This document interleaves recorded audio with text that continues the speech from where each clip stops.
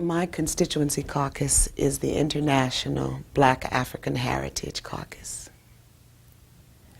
I just cannot imagine not having an International Black African Heritage Caucus. I just cannot imagine doing work that's about developing pride and inclusion for the whole without paying specific and special attention to how my group has been hurt by racism.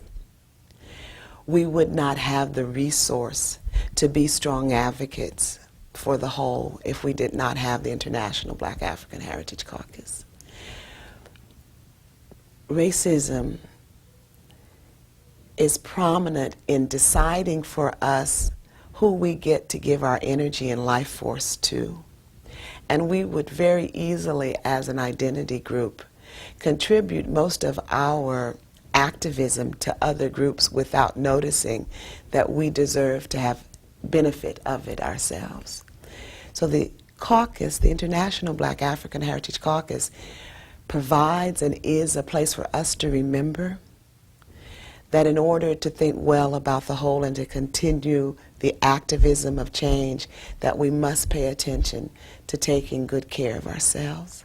I think what we do best and most is we reestablish our natural connections with one another, and then we sustain them in deep relationships day to day. We have an annual homecoming in which we renew those relationships and connections, but we take each other into our hearts and into our lives, and we have just built just this incredible sense of extended family. Leading the International Black African Heritage Constituency Caucus takes my breath away. I have a deep and abiding love for my people.